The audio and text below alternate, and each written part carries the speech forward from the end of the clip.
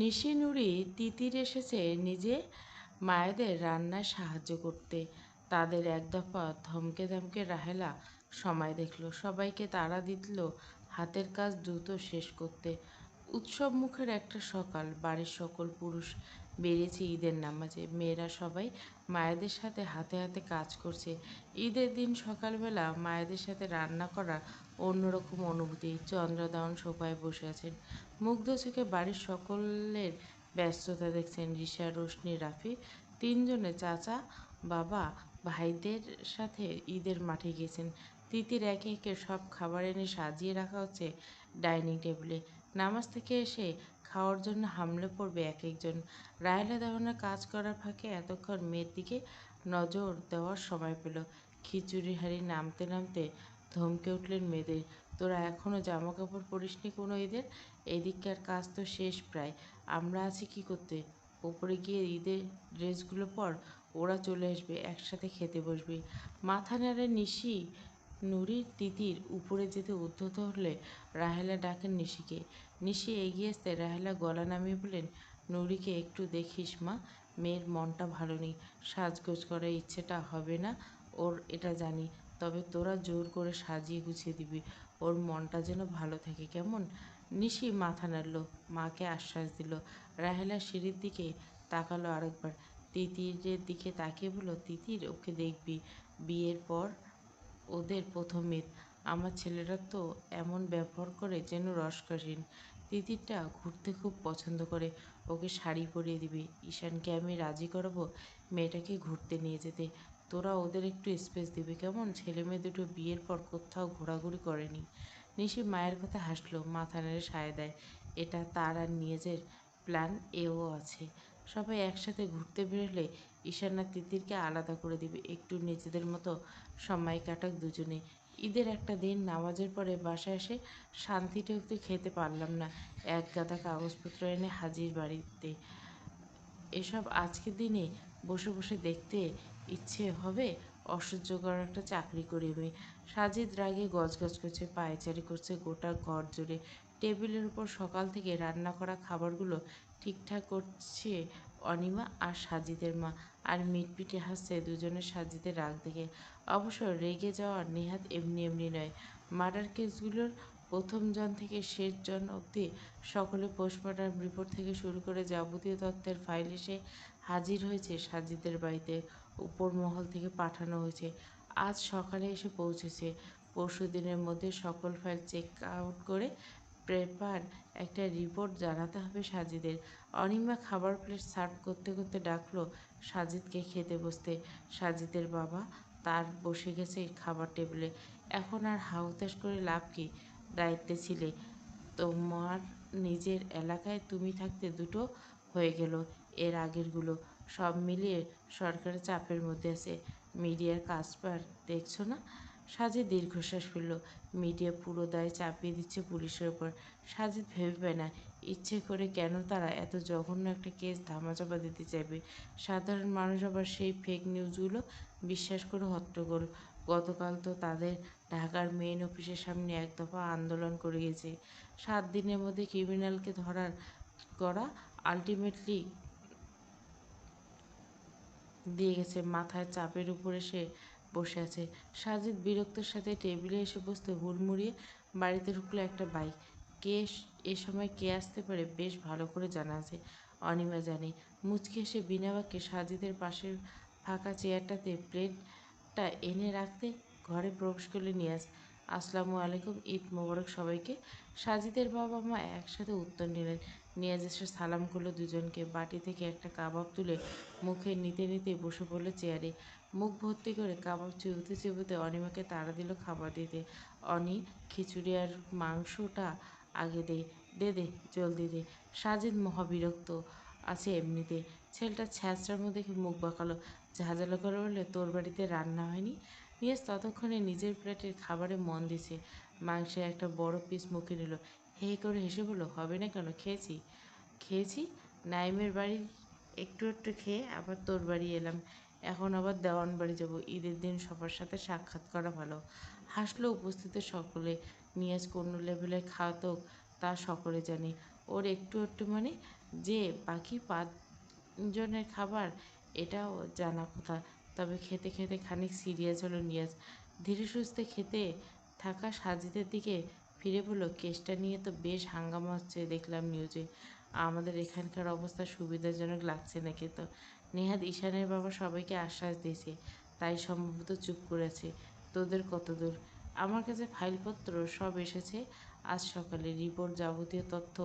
এগুলো ঘাটলে অনেক স্পষ্ট হবে। কাউকে সন্দেহ করে উঠতে পারিসনি? লাট সুবর্ণার ওখান থেকে একটা বাইকের চাকার ছাপ পাওয়া গেছে। ওটা গুরুত্বপূর্ণ আলিবাই। ওটা সম্ভবত রয়্যাল এনফিল্ডের, যদিও এখনও রিপোর্ট দেখিনি। আমাদের এলাকায় তো রয়্যাল এনফিল্ড। থেমে গেল সাজিদ। মুখের খাবারের জীবনও বন্ধ হয়ে গেল নিয়াজেরও তাই। সাজিদের বাবা মা বিষয়টা ধরতে না পারলেও অনিমার হাত থেমে গেছে। সে মাংস তুলে দিচ্ছিল নিয়াজের পাতে। তিনজনে তাকালো একে অপরের দিকে। মুখে খাবার গিয়ে ফেললো নিয়াজ।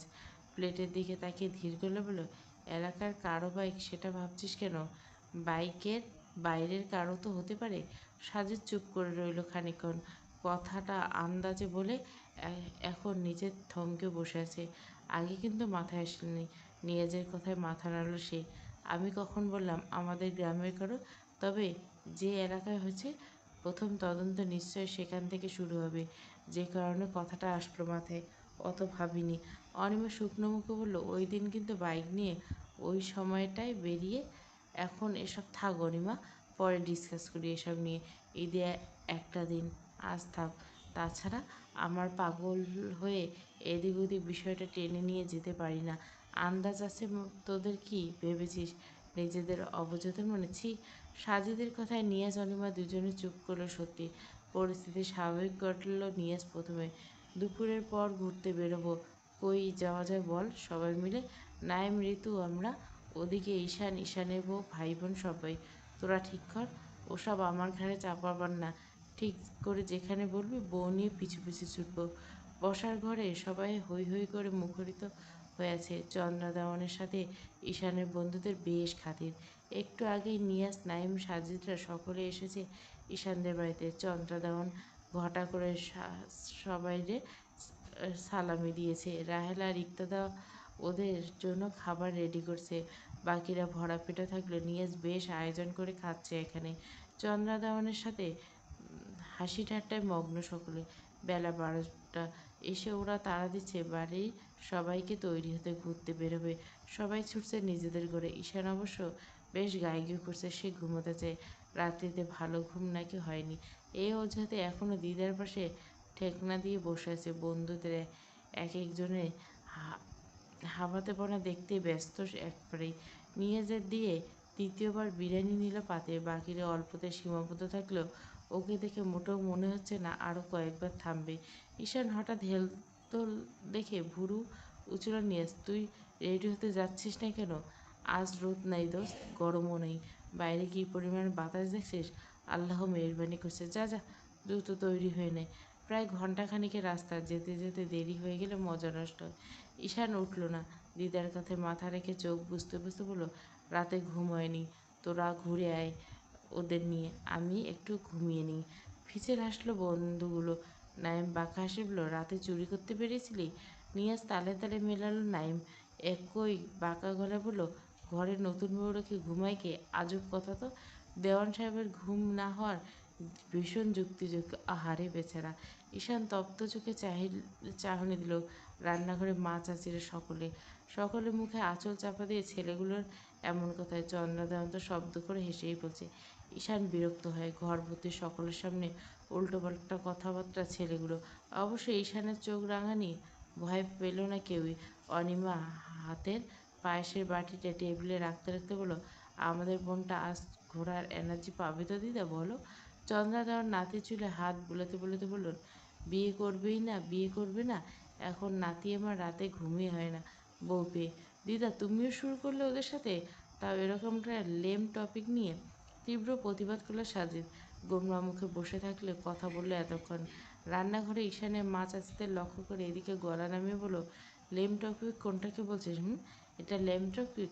দিদিকে ট্রান্সফার করে দেই তোর রুম থেকে, দেখবো ঘুম হয় কি না। ঈশান জবাব দেয় না। কপালে ভাঁজ ফেলে অন্যদিকে চোখ সরিয়ে নেয়। ঋতু হাসতে হাসতে বলল, এখন তো আর ঘুম হবে না ঈশানের। বউয়ের শোকে কালি পড়ে যাবে চোখের নিচে। শাট আপ গাইস, এবার থামো। থামার বদলে হাসির আওয়াজ আরও দ্বিগুণ হলো এক একজনের। চন্দ্রাদন হেসে নাতির দিকে ফিরলেন, দাদাভাই যাও গিয়ে তৈরি হয়ে নাও, সবাই বের হতে যাচ্ছে, একটু ঘুরে এসো। রাহেলা এসেছে। ছেলে মেয়েগুলোর হাত এঁটো প্লেটগুলো তুলতে তুলতে নিজের ছেলেকে ধমক দিলেন, বিয়ের পর প্রথম ঈদ, তোর শখ আহ্লাদ নাই থাকতে পারে, আমার মেয়েটার কি নেই? যে কোনো অনুষ্ঠানে শাড়ি পরতে কী পরিমাণ ভালোবাসে আমার মেয়েটা, দিয়েছিস কি ওকে শাড়ির টাড়ি কিছু? যা ঘুরে নিয়ে আয়। সবার তাগাদায় বড্ড অনীহার সাথে ঈশানও। সত্যি ঘুমে জর্জরিত তার চোখ দুটো। এই ভর দুপুরে ঘোরাঘুরি তার আজকে পোষাবে না। তবে সবাই যে পরিমাণ তৈরি হয়ে এসেছে স্পষ্ট বোঝা যাচ্ছে তাকে বের না করে ছাড়বে না।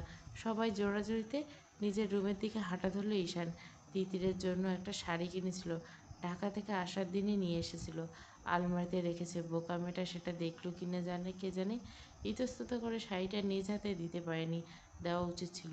কার দেওয়া শাড়ি পরবে আর তার মেজাজটা এমনি খারাপ হয়ে যাবে। চোখে সানগ্লাসে রাস্তায় উবারের জন্য দাঁড়িয়েছে রুষা।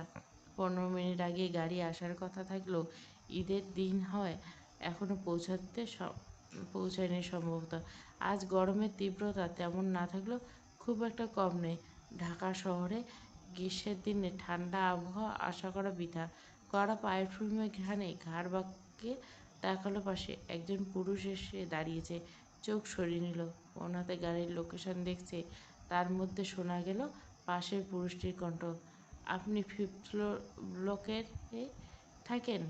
রুষা আর চোখে তাকালো, মৃদু মাথা নাড়ল, ধীর গলায় উত্তর দিল, জি, আমিও একই ব্লকেতে থাকি। ও, আপনি একাই থাকেন বুঝি? রুষা এবার ভুরু কুচকে তাকাতে এক হাত তুলে কৈফিয়ত দেওয়ার ভঙ্গিতে করে বলল, আই এম সরি, যেভাবে সেভাবে কিন্তু বলিনি আমি। আসলে আমি আমার ফ্যামিলি সহ পাশের ফ্ল্যাটে উঠেছি গত মাসে। আমি যদি না থাকি এখানে, তবে মা বলল আপনি একাই থাকেন বহু বছর। নর্মালি জিজ্ঞাসা করলাম, আর তাই কি? জি, সব সময় থাকা হয় না, মাসে কয়েকদিনের জন্য আসি আর কি।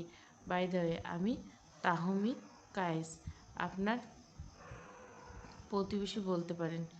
অনীহা নিয়ে সৌজন্যতার হাসি আসলো রুষা। ধীর গলায় বলল, আমি রুস্মিতা মির্জা। অ্যান্ড হ্যাঁ, আমি আপনাকে চিনি। তাহমিদ বোধহয় অবাক হলো খানিকটা, কারণ সে মেয়েটাকে প্রথম আজই দেখল। তাদের আগে কখনো দেখা হয়েছে বলে মনে পড়ল না। তার চাকরির সূত্রে দূরে থাকতে হয়। আমাকে চেনেন কীভাবে? রুষার চোখের সানগ্লাসটা নামালো খানিকটা, কেমন একটা বাঁকা হাসলো। বাঁকা গলাতে বলল, আপনি 39তম বিসিএস রাইট? শিক্ষা ক্যাডার, শমশেরনগরের একটা কলেজের বাংলা টিচার। হা হয়ে গেল তাহমিদ। মেয়েটা বেশ অনেক কিছু জানে তার সম্পর্কে। বেশ আগ্রহ নিয়ে জিজ্ঞাসা করলে, কী করে জানলেন? সেটা বড় কথা নয়। বাই দ্য ওয়ে, তিতিরের সম্পর্কে খোঁজ নিচ্ছিলেন শুনলাম। মেয়েটা খুব ভালো, ট্রাস্ট মি। তবে সম্ভবত বিয়ের কথা চলছে ওর। হাতছাড়া করতে না চাইলে আমার সাজেশনে হবে দেরি না করে ভালো। তাহমিদ কিছু বলা ওঠার আগে সামনে এসে দাঁড়ালো রুষার ওপর। তাহমিদের দিকে তাকিয়ে মিষ্টি হাসি উপহার দিয়ে গাড়িতে উঠে বসলো।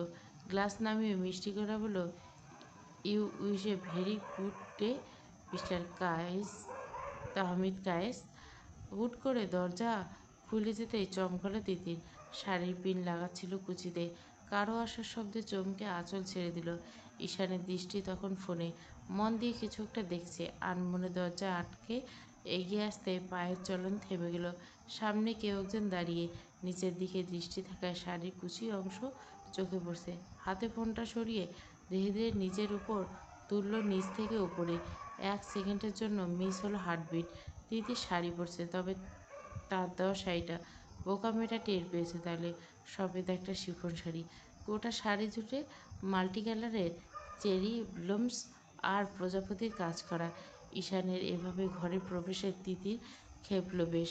2 পা এগিয়ে এসে সাথে সাথে, আপনাকে কতবার বলতে হবে একটু দরজাটা নক করে ঢুকবেন? ঈশান নিজের এলোমেলো দৃষ্টি সরিয়ে নিল। দ্রুত আলমারির কাছে এগিয়ে গেল নিজের জামা কাপড় বের করতে। তিতির শাড়ির সাথে ম্যাচিং করে নিজেও একটা পাঞ্জাবি কিনেছিল। একই সেটে ছিল অবশ্য। সেটা কি করবে? না মানে তিথি টের পেয়ে যাবে কি না? নিজের জামাকাপড় অযথা উল্টে পাল্টে রেখে সময় নষ্ট করছে ঈশান। তিতির ঈশানের জবাব না পেয়ে সময় নষ্ট করে না। তখন থেকে কসরত করছে শাড়িটা ঠিক করে। না কুচি ঠিক হচ্ছে না আঁচল। পিছনের ব্লাউজের ফিতাটাও এখনো বেঁধে উঠতে পারেনি। এমনিতে তাকে সবসময় শাড়ি পরিয়ে দেয় রাহেলা। আজকে তাকে আর বিরক্ত করে। সকাল থেকে খেটে মরছে। এখন আবার শাড়ি পরাতে বিরক্ত করার মানে হয় না। আয়নায় তখন থেকে ঈশানকে দেখছে। একই জামাকাপড় বারবার উল্টে পাল্টে দেখছে। বিরক্ত হলো তিতির। নিচে সবাই নিশ্চয় তাদের জন্য অপেক্ষা করছে। তিতির শাড়ির কুচি ধরে এগিয়ে গেল ঈশানের সামনে। মেয়েটার গায়ের বডি ওয়াশের চুলের সেই চিরচেনা তাকে পাগল করা শ্যাম্পুর ঘ্রাণ। চোখ বুজে এলো ঈশান। দেখি সরুন, জামাকাপড় সব এখানে গুছিয়ে রাখেন। পাচ্ছেন না কেন? ঈশানকে ঠেলে দূরে সরিয়ে নতুন পকেটে বের করে হাতে গুজে দিল তিতির। এটা তো কিনছেন ঈশানের জন্য। ঈশান তিতিরের শাড়ির সাথে ম্যাচিং পাঞ্জাবিটার দিকে তাকালো একবার। ওটা পরবে নাকি এটা? অবশেষে তিতিরের দেওয়া পাঞ্জাবিটা পরে সিদ্ধান্ত নিল। প্যাকেট খুলতে অবাক হলো। এটা আরও বেশি ম্যাচিং লাগছে মেয়েটার শাড়ির সাথে। তিতির মিটিমিটি ঈশানকে দেখে। তিতির তৈরি হচ্ছে ড্রেসিং টেবিলের সামনে। ভারী মেকআপ আর সে কখনো করে না, প্রয়োজন পড়ে না। ঈশানের সামনে লাগলো না তৈরি হতে। আয়নার সামনে এসে চুলগুলো সেট করে নিল। পারফিউম গায়ে মেখে পাঞ্জাবি হাতা ফোল্ড করতে করতে চোখ পড়ল বারান্দা থেকে হন্তদন্ত হয়ে ঘরে ঢুকছে তিতির। খোলা রেশমের মতো চুলগুলো হাঁটার তালে তালে দুলছে কোমরের উপর। শাড়িটা সুন্দর করে পরছে। তবে স্টাইলটা পছন্দ হলো না ঈশানের। শাড়ির আঁচল খুলে না দিয়ে কুচি দিয়ে কাঁধের উপর পিন মেরে রাখা, যার দরুন মেয়েধীন ধবধবে উদরে বেশ খানিকটা দৃশ্যমান। ঈশান শুকনো ঢোক গিলে চোখ সরে নিল। এভাবে বাইরে যাবে নাকি মেয়েটা? অসম্ভব ব্যাপার স্যাপার। তিতির সামনের চুলগুলো দু হাতে ঠেলে পিছনে দিতে দিতে এগিয়ে এলো ঈশানের কাছে। মেয়েটার কাছে আসার অস্তিত্ব টের পেতে কেঁপে উঠল তার পুরুষসত্তা। শাড়ি পরেছি, আমাকে কেমন লাগছে? তিতিরের আহ্লাদে কণ্ঠে ফিরে তাকালো ঈশান। সে কি নাকি দেখেনি নাকি? খেয়াল করেছে, সেটা অনেক আগে। ঝলসে যাওয়া রূপে তাকে দাঁড়িয়ে তিতির শাড়ির আঁচল কুচি দিয়ে তুলে দেওয়া কাঁধে। তার দরুন ফর্সা ধবধবে মেদিন কোমর উন্মুক্ত, নাভির অতলে গভীরে চেপে চোখ পড়ছে। ঈশানের আজ বুঝি মৃত্যু নিশ্চিত করতে মেয়েটা এমন সেজেছে। তিতিরের এমন প্রশ্নের জবাব দিল না, ঈশান দিল না। তিতির খেয়াল করলো ঈশান আর চোখে একবার তাকে সরিয়ে নিল চোখ জোড়া। অপমানে বোধ করলো আচমকা তিতির। ঈদের একটা দিন এত সুন্দর করে সেজেগুজে শাড়ি পরে সামনে দাঁড়ালো। একদণ্ড স্থির হয়ে দাঁড়িয়ে তাকালে কি মহাভারত অশুদ্ধ হয়ে যেত? ভেঙচি কেটে তেতে ওঠা গলায় বলল, কেমন লাগছে বললে মুখে ফোসকা পড়ে যেত। শাড়ির কুচি ধরে চলে যেতে উল্টো ঘুরতে টান পড়ল কোমরে, জমে গেল শরীর। তুলতুলে মেয়েদের নরম লতানো কোমর, ঠান্ডা একটা হাতের অবাধ বিচরণ। শ্বাস আটকে গেল তিতিরের। কিছু বলার আগে কাঁধ থেকে শাড়ির আঁচল আলগা হয়ে টেনে নিল উন্মুক্ত পেটের অংশ। ঈশানের তপ্ত শ্বাস প্রশ্বাসের ছোঁয়া এসে ছুঁয়ে দিল তার রক্তিম গাল। ঠান্ডা ওষ্ঠের স্পর্শ পেতে কানের লতিতে। তিতিরকে চূড়ান্ত অবাক করে দিয়ে ঈশান ফিসফিসিয়ে গেয়ে উঠল, সেফ খেয়া जाऊं ए आसमान पे লাইক দো। তোমাকে কতটা সুন্দর লাগে সেটা কি শুধু বলে শেষ করবো নাকি আকাশ জুড়ে লিখে দেব তোমার সৌন্দর্যের উপর যেন কোনো খারাপ নজর লাভ করে? তিতি স্তম্ভিত বাগরুদ্ধ। ভেবে পেল না এই মুহূর্তে যেটা ঘটলো তার সাথে আদতে বাস্তবে ঘটলো কিনা সেটা, নাকি কোনো অলীক ব্যাপার। এরকম একটা গান ঈশান তার জন্য গাইল, তাকে মিন করলো। ঈশানের অবদ্ধ হাতের বিচরণ তার উদরের উপর। ঘন ঘন নিঃশ্বাসের তপ্ততায় পড়ছে তিতিরের কাঁধের অংশ, ছেয়ে যাচ্ছে সেটা সমস্ত ঘাড়। কাঁপুনি দিয়ে উঠল তিতিরের শরীর। এই একই সমস্যা খেয়াল করছে বারবার। ঈশান কাছে আসলে তার মাথাটা শরীরটা বেইমানি শুরু করে। মুখে না বললেও পুরোদমে বেহায়া লোকটার সাথে সাড়া দিতে শুরু করে তার শরীর। তিতিরের শ্বাস আটকে দাঁড়িয়ে রইল। গানটা কানে বাজছে এখনো। ঈশানের নিঃশ্বাস ছাড়া শব্দ, কোনো সাড়া পাওয়া যাচ্ছে না। তিতির নিজের নগ্ন পেটের উপর রাখা ঈশানের হাতে নিজের হাত ছোঁয়ালো, ছুঁয়ে কেঁপে উঠল নিজেই। মিনমিন করে বলল, চলুন, নিচে সবাই অপেক্ষা করছে। ঈশানের হাতের চাপ দৃঢ় হলো তুলতুলে পেটের উপর। নাক ঘষল তিতিরের কাছে। হাসকিশোর বলল, কোনো দেশের জিনিসপত্র ব্যবহার করিস বলতো? এমন নেশা নেশা ঘ্রাণ সব কিছুতে বিরক্ত করে বড্ড আমাকে। চলুন নিচে। ঈশান চোখ বুজে রেখেছে। হাতের বিচরণ আর একটু গাঢ়তে অজান্তে আবেশে তিতিরের মাথা হেলে গেল পিছন দিকে। ঈশানের সাথে ঠেকল। দুজনের বদ্ধ চোখে দ্রুত বেগে চলা দুজনের শ্বাস প্রশ্বাস অনুভব করতে ব্যস্ত। ঈশান থেকে থেকে জোরে জোরে টেনে নিচ্ছে তিতিরের চুলের ঘ্রাণ। কেমন লাগতে জানতে চাইছিল। শ্বাস নিতে পারছি না, গলা শুকিয়ে কালো হচ্ছে। ঈশান আস্বাদের মতো পাষাণ হৃদয়ে কাঁপন ধরছে। নেশা না করে নিজেকে মাথা লাগছে। বল, কি করে বোঝাবো তোকে কেমন লাগছে? কি করলে বুঝবি? তিতিরের জবাব দিতে পারে না ঈশানের বলা একটা শব্দ। ঈশানের থেকে এমন অভাবনীয় রিয়াকশন সে কখনো আশা করেনি। দুর্বল হয়ে আসা ছোট্ট শরীরটা মিশে আছে ঈশানের শক্তপোক্ত বুকের সাথে। ঈশানের হাতের ঠান্ডা ছোঁয়া অনুভব করলো নিজের কাঁধে। পিঠের উপর থেকে চুল সরে যাচ্ছে টের পেতে ধরপড়ে উঠল তিতির। সরে যেতে চাইল। তার ব্লাউজের ফিতা বাঁধা হয়নি এখনো। তবে ঈশানের হাতের বাঁধন থেকে মুক্তি পাওয়াকে এতই সোজা?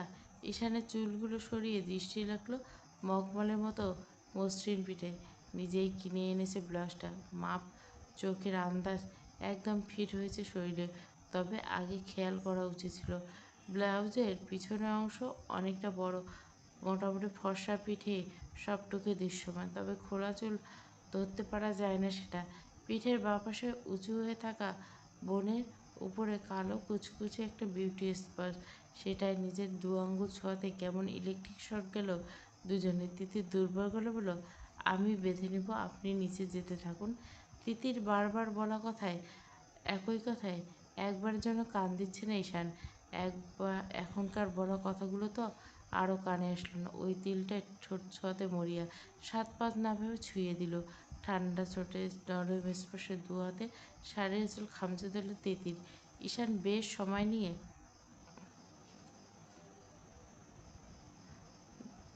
কামড়ে জর্জরিত হচ্ছে এবার জায়গাটা। মৃদু মিষ্টি যন্ত্রণায় শরীর অবশ হয়েছে তিতিরের। তার পিঠে ওই জায়গাটায় যে একটা তিল আছে তা সে জানে। ঈশান চুমু আর কামড়ের তীব্রতায় বেশ অবাক হচ্ছে তিতির।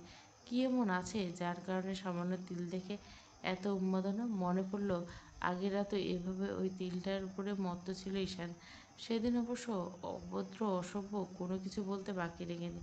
কিন্তু আজ আজ সেসব অনুভূতি মুছে গেল। আজ ভালো লাগা শিহরণ কাজ করছে। এই ছোঁয়া থেকে পালাতে মোটেও ইচ্ছা করছে না। ঈশান আরও সময় নিয়ে মুখ তুলল সেখান থেকে। জোরে জোরে শ্বাস ফেলল, কপালে ঠেকালো তিতিরের ওপর। দিনের পর দিন নিজের চাহিদাগুলোকে খোঁচা তুলে রাখা নেহাত সহজ কথা নয় তিতির। অশুভ বলে ঈশান নির্লজ্জ। যাই বলিস না কেন, পুরুষ মানুষের কাছে স্ত্রীকে ছুতে না পাওয়ার যন্ত্রণা যে কতটা তোরা নারীরা বুঝবি না। সময় অসময় ব্লেম করে যাবি শুধু। ঈশানের কথায় বুকের বাঁ পাশে চিনচিন করে উঠল তিতির। কি একটা ভোঁতা অনুভূতি হলো সেখানটায়। ঈশান মাথা তুলে দ্রুত হাতে বেঁধে নিল ফিতেটা। তিতিরকে সোজা করে দাঁড় করলো। দু হাত এখনো কোমরে চেপে আছে। শাড়ি পছন্দ হয়েছে? মাথা নিচু করে ধীরে ধীরে সায় দাঁড়ানো তিতির। হয়েছে বোঝালো। মিহি গলা বলে, পাঞ্জাবি? ঈশান মৃদু হাসলো। মাথা নিচু করে রাখা তিতিরের কাছে সেটা অবশ্য অদেখাই রইল। ঈশান জোরে শ্বাস ফেলে বলে, চলে। তিতির মুখ তুলে চাইল। চলে? এ আবার কেমন কথা? তিতির ঈশানকে পরখ করে গভীর মনোযোগ দিল। ভীষণ সুন্দর লাগছে সফেদ পাঞ্জাবিতে। তবে ঈশানের এমন উত্তরে অভিমান হলো। কপট গাল ফুলে বলল, আমার স্কলারশিপের টাকায় কেনা। কত খুঁজে খুঁজে কিনেছি জানেন? আমি কি বলছি খারাপ হয়েছে? চলেই তো। তিতির ভুরু কুঁচকাল। লোকটার কাছ থেকে কিছু আশা করাই ভুল। যেটা আশা করে না সেটাই এসে চমকে দেয়। আর যেটা আশা করে হা নিয়ে বসে থাকে সেটা মুখ ফিরে নেয়। তিতির গাল ফুলল। আজকাল বেশ ভালো লাগে ঈশানের। পুতুলের মতো মুখটা কেমন গাল ফোলায় ঘটা করে। কামড়ে ধরতে মন চায় গালটাতে। এখন যেমন ভীষণ ইচ্ছে করছে। যদিও এখন শাড়িতে পুতুলের থেকেও সুন্দর লাগছে। পূর্ণাঙ্গ রানী লাগছে। তার বউ বউ লাগছে। তবে মুখে বলল, চল, রেডি তো? তিতির হাত ছড়িয়ে নিল ঈশানের থেকে। বিছানার উপর থেকে পার্স আর ফোন হাতে নিয়ে অন্য হাতে গুছিয়ে ধরে গট গট করে চলে গেল রুম থেকে। এ যাত্রায় শব্দ করে হেসে ফেলল ঈশান। মেয়েটাকে বারবারের মতো একই রেখা, যতই না মুখে বলা আছে কোনো কিছু ততক্ষণ মানতে নারাজ। মনের কথা মুখে বলা যায় এত, বুঝে নিতে হয়। তিতিরকে দেখে এবার চোখ কপালে উঠল সকলের। সবাই তৈরি হয়ে বসে আছে বসার ঘরে। নিশির নুরিও শাড়ি পরছে। রিশার রোশনি ঈশানে দেওয়া সুন্দর পার্পেল কালারের প্রিন্সেস ঈশানে দেওয়া সুন্দর পার্পেল কালারের প্রিন্সেস গ্রাউন্ড পরা, রাফি পাঞ্জাবি, এটাও ঈশানের সাথে ম্যাচিং করে পরা। তবে তিতিরের পিছু পিছু ঈশানকে নেমে আসতে দেখে আরেক দফা হা হয়ে গেল সকলের মুখখানা। বাড়ির গিন্নিরা মনে মনে নজর না লাগা দোয়া পড়তে ব্যস্ত হলেন। নাতি নাতনিকে নেমে আসতে দেখে অনিমেষে চেয়ে আছে চন্দ্রদন। কি সুন্দর মানিয়েছে দুজনকে, সে কত কল্পনা করত দুজনকে একসাথে, সম্পর্কের উন্নতি চোখে পড়ার মতো। নয়ন চটজলতি সরে নিল চোখ জোড়া। আর কত পাপ বাড়াবে ভাইয়ের বউর দিকে চোখ তুলে? যা ফুরিয়েছে তা তো ফুরিয়েছে। জীবনের অতীত আঁকড়ে বাঁচা নিদারুণ বোকামি। হয়তো সময় লাগবে, হয়তো সব বলা সম্ভব না, তবুও কাউকে বুঝতে দিলে চলবে না। তিতির কয়েক কদম হাত নামতে হোঁচট গেল। সবাই তাকিয়েছিল বিধায় চমকে উঠল। তিতির পড়ে যাবার আশঙ্কায় সত্যি হতে দিল না ঈশান। ঝট করে চেপে ধরল তিতিরের বাহু। দু সিঁড়ি পার হয়ে এসে দাঁড়ালো একদম তিতিরের পাশে। নিচু হয়ে তাকালো তিতিরের পায়ের দিকে। এক হাতে শাড়ির কুচি ধরে উঁচু করতে করতে ব্যস্ত গেলে বলে, লাগলো কোথাও তিতির? তিতির ভয়ে পেয়েছে নিজেও। উঁচু জুতো পরা ছিল, পরলে সর্বনাশ। তবে সামনে নিল। মাথা নেড়ে বসার ঘরের দিকে চোখ পড়তে লজ্জা পেল ভীষণ। ঘর ভর্তি একগাদা মানুষের এত এত চোখ তাদের দিকে তাক করা। কেউ হাসছে, কেউ এখনো ভয়ার্ত চোখে তাকিয়ে আছে। ঈশান একটু হাঁটু ভেঙে বসে পড়ে, পায়ে হাত দেখতে চায়। তিতির ছিটকে সরে যেতে চলে, চাপা গলে বলে, পাগল হয়ে নিচ্ছি, পায়ে হাত দিচ্ছেন কেন? সবাই তাকিয়েছে। উঠুন। লেগেছে কি? না, উঠুন তো। ঈশান উঠল না, তবে তিতিরকে ছাড়ল না। বাহু ধরে নামাতে নামাতে চাপা করে ধমকে উঠল, শাড়িটারি পরতে না পারে পরিস কেন? শুধু শুধু আরেকজনের অশান্তি বাড়াতে? কে বলছে পারি না? হুটহাট এমন হতেই পারে। বলছে তোকে। ঈশান তিতিরকে সিঁড়ি ভেঙে নিচে নামতে হৈ হৈ করে বসা ছেড়ে উঠে এলো নিয়াজ। তাদের চিৎকারে লজ্জায় এতটুকুন হলো তিতির।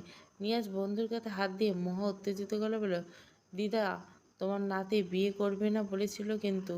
চন্দ্রাদন কম যায় কি? সে একগাল হেসে নাতি নাতনির দিকে তাকিয়ে বলল, পুতুলের মতো বউ পেলে আগের ওসব কথা মনে রাখলে চলে? যত্ন দেখলে বোঝা যায় বিয়ে দিয়ে ভুল করিনি। তিতির ঈশানের থেকে সরে গিয়ে দাঁড়ালো নিশি নুরির কাছে। বোনেরা নিচু গলায় তিতিরের প্রশংসা করতে ব্যস্ত। অনিমে আসে বাচ্চাদের মতো টিপে দিল তিতিরের গাল। শাড়িটা বুঝে ঈশানের দেওয়া? ধীরে মাথা জাগায় তিতির। ঘরময় বিস্ময়ে চিৎকার থামছে। অদূরে চা খেতে ব্যস্ত তিন কর্তা। ছেলে মেয়েদের গল্প গুজবে যোগ না দিলেও শুনছেন। সব মিটে মিটে হাসছেন তারা। বাড়ির সকলে ভীষণ খুশি ঈশান আর তিতিরের সম্পর্কের অগ্রগতি। এত কিছুর মধ্যে ঈশানের মুখে হাসির ছিটেফোঁটাও দেখা গেল না, বরং সবার সামনে বরাবরের মতো অ্যাংরি ইয়াং ম্যান সেজে দাঁড়িয়ে রইল। যখন দেখলো বন্ধুগুলো কিছুতেই থামছে না লেগ পুলিং করা থেকে, এবার ধমকে উঠল গম্ভীর বলে, এতক্ষণ তো তারা দিয়ে মাথা কাছলি, বের হবি না? ঘুম কামাই করে যাচ্ছি তোদের সাথে, বাড়িতে রাত বানাবি না? কেমন জ্বর লাগছে এই গরমে, অসহ্যকর বায়না তোদের। সবাই উঠে দাঁড়ানোর জন্য বের হলো। তবে এর মধ্যে রাফি ভাইয়ের সামনে এসে দু হাত কোমরে চেপে অভিযোগ করে বলল, রাত জাগো কেন এত? নিজের জাগাও, আবার আমাদের বারবিকেও ঘুমাতে দাও না। সারা রাত না ঘুমে জেগে থাকলে তো দিনে ক্লান্ত লাগবে, তাই না? আর অত রাতে শাওয়ার নাই কো, ঠান্ডা জ্বর আসবে তো। বিষম খেলো ঈশান তিতির দুজনে। রাফির কথায় ঘরময় সকলে হতভম্বর। বাড়ি কর্তারা প্রস্তুত হয়ে মন দিল নিজেদের বিভিন্ন রাজনৈতিক আলাপে। গিন্নিরা মুখে আঁচল চাপা দিয়ে ছুটল রান্নাঘরের দিকে। নাইম এসে মুখ চাপা দিল রাফির। রাফি আর কিছু বলতে ছটফট করলো। নাইম মাথা নিচু করে কী সব বুঝিয়ে বাকিদের বের করে হওয়ার ইশারা করে নিজে আগেভাগে কেটে পড়ল রাফিকে নিয়ে। বাকিরা এতক্ষণ নিজেদের কোনো মতে সামলালেও এবার পারল। খ্যাক খ্যাক করে হাসলো এক একজন। চোখ মুখে স্পষ্ট ঈশানকে খোঁচা দেওয়ার ইঙ্গিত। তিতিরের লজ্জায় মরিমরি অবস্থা। বিচ্ছুটা তিলকে তাল বানিয়ে কেটে পড়ল। তিতির ভুলেও তাকালো না ঈশানের দিকে। ঈশান নিজেও তবদাকে দাঁড়িয়ে গেল। কি থেকে কি হলো ফাইজিলটা? নিয়ে ঠোঁটে চেপ টিপল। বাচ্চারা কখনো মিথ্যে বলে না, তাই না জনগণ? ঠিক ঠিক সবাই সম্মিশরে যোগ দিল নিয়াজের সাথে। ঈশান বিরক্ত চোখে বন্ধুর দিকে তাকালো। সাজিদ, অনিমা, ঋতু ওরাও তাল মিলিয়েছে আজ নিয়াজের সাথে। এদিকে বাবা চাচারা বসা, কতটা ইম্বারেজিং ব্যাপার স্যাপার। শাট আপ গাইস, বাবারা আছে সকলে, কি হচ্ছে এসব? তুই স্বীকার করতেই পারিস হার মেনে নিয়েছিস বউয়ের রূপের কাছে, এত নাটক করিস কেন? ঈশান চাপা গলায় ধমকে উঠলো আরেক দফা। এটা বেডরুম নিয়ে ডিসকাস করার জায়গা? তোর মতো পুরুষকে ডিসকাস করার কোনো স্পেসিফিক জায়গা হয় না রে পাগলা। তার মতো পুরুষ মানে ভুরু পাকিয়ে দাঁতে দাঁত চেপে তাকাতে উত্তরটা নিয়ে দিল। যে পুরুষ উঠতে বসতে বলবে এ বিয়ে করতে চাই না, কবুল বলার পর মুখ জপবে আমি এ বিয়ে মানি না, সম্ভব না, হুট করে যতবার জিজ্ঞাসা করবে ততবার বলবে ভালোবাসা টালোবাসা কিছু নেই, এরকম হাজারটা কেচ্ছা শোনাবে। অথচ ঠিকই বউ নিয়ে রাতে ঘুমাবি না, অসময়ে শাওয়ার নিয়ে ঠান্ডা জ্বর বাঁধিয়ে সারাদিন ক্লান্ত দেখাবে নিজেকে। কথাগুলো বলে নিয়াজ তাকালো পাশে বসা চন্দ্রাদনার দিকে। ফিসফিস করে বলল, বুঝলে দিদা, এসব তোমার নাতির বাহানা। বউ নিয়ে ঘরে থাকবে তার জন্য এমন করছে, বউ পাগলা হয়ে গেছে। আহারে, ঈশান আবার সজোরে আঘাত করলো নিয়াজের পেটের বাপাশে। বেচারার মুখটা কুঁচকে এলো, বিড়বিড় করে বললো কিছু একটা। নিশি সমানে হেঁচে যাচ্ছে। এ অবস্থা দেখে নিয়াজ আর চোখে তাকালো প্রিয়তমার দিকে, তাকে অসহায় দৃষ্টি দিল। নিশি ঠোঁটে ঠোঁট চেপে হাসি থামাতে ব্যস্ত। তিতির এবার তাড়া দিল বোনদের। এখানে থাকলে এসব কথা আর থামবে না। বড়দের থেকে বিদায় নিয়ে একে একে বের হলো সকলে। ঈশান তিতিরের পিছনে হাঁটতে হাঁটতে ব্যস্ত। মেয়েটা আবার মুখ থুবড়ে পড়বে কিনা কে জানে। ঈশানরা এসেছে তাদের এলাকা থেকে কয়েক মাইল দূরে এক লেক সাইডের পার্কে। সম্পূর্ণ ইকো পার্কের মতো সাজানো গোছানো বিশাল এরিয়া জুড়ে সবুজে সবুজে ছেয়ে গেছে গোটা পার্কটা। কিছু দূর পর পর ছোট্ট ছোট্ট লেক, পর্যটকদের জন্য মিনি কটেজ, মনোমুগ্ধকর জায়গা। এই জায়গায় খোঁজ নিয়েছে নিয়াজ, ঈদে ঘুরতে বের হবে সবাইকে নিয়ে। এ উপলক্ষে 15 দিন হলো জায়গা খোঁজ করে যাচ্ছে। বাড়ি থেকে আসতে সময় লেগেছে 1 ঘন্টার মতো। গাড়ি থেকে নামতে দমকা বাতাস এসে ছুঁয়ে দিল সকলে। রিয়া, রোশনি, রাফি আর তমার ছোট ভাই তিয়াস চারজনে একসাথে হাত ধরাধরি করে সামনে সামনে হাঁটছে, পিছনে নুরি আর নিশি। নিয়াজ আসার পর থেকে ছটফট করছে নিশির কাছাকাছি ঘেঁচতে, ঈশানের ভয়ে, যদিও সেটা করতে পারছে না। ঈশানকে পরখ করে গলার স্বর নামিয়ে বন্ধুদের দিকে তাকিয়ে বলল, ঈশান আর তিতিরকে আলাদা করে দিচ্ছিস না কেন? ওরা আলাদা হলে আমরা নিজেদের মতো সময় পেয়ে একটু। নিয়াজের কথায় ঘাড় ঘুরিয়ে পিছনে তাকালো সাজিদ, অনিমা, নাইম। তিতির আর তমা হাত ধরাধরি করে করে আসছে, বেশ পিছনে যদিও। ঈশান তারও পিছনে, গভীর মনোযোগ ফোনের দিকে। অনিমা হেসে বলল, বউ যেন আবার শাড়িতে জড়িয়ে আছাড় না পড়ে, তার জন্য ঈশান কনসাস দেখছিস, হাউ সুইট। সাজেদ বউয়ের অতি উচ্ছ্বাস দেখে অবাক কণ্ঠে বলল, ও পিছন পিছন হাঁটছে সেটা তোমার চোখে পড়লো, অথচ আমি যে তখন থেকে তোমার হাত ধরে হাঁটছি সেটা চোখে পড়লো না তোমার? অনিমা মুখ বাঁকায়, মুগ্ধ দৃষ্টিতে তাকিয়ে থাকে ওদের দিকে। নাইম দাঁড়িয়ে থাকা বন্ধুদের পাশে থামলো। খানিক দূরে নিশি আর নুরি দাঁড়িয়েছে।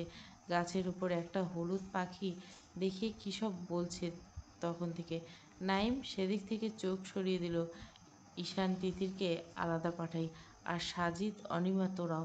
আমি আর নয়ন, ঋতু, নুরি, রিশা, রোশনি, তিয়াস তোমাকে নিয়ে আশপাশটা ঘুরে ফিরে আসি। তাহলে ওদিকটায় নিয়াজ আর নিশি একটু সময় কাটাতে পারবে, কি বলিস? মাথা নাড়ল সকলে। নয়ন নিজেও নিশি আর নিয়াজের বিষয়টা আন্দাজ করলেও শিওর ছিল না। তবে এবার কথায় আজকে নিশ্চিত হলো। মিটমিট করে হাসলো সুদীপটা। মিনিট তিনেক পর তিতির আর তমা এসে পৌঁছলো তাদের কাছে। দাঁড়িয়ে কেন সবাই? তিতির এহেন প্রশ্নে ঈশান ফোন থেকে মুখ তুলল। সাজিদ ঈশানের দিকে উদ্দেশ্য করে বলল, নতুন কাপলদের একটু কোয়ালিটি টাইম স্পেন্ড করতে দিতে হবে, আমরা সেটা বুঝি। তমা, আমাদের সাথে এসো, তোমার বোন আর দুলাভাই একটু ঘোরাঘুরি করুক। তমা সাজিদের ইশারা বুঝে লাফিয়ে চলে গেল তিতিরের পাশ থেকে।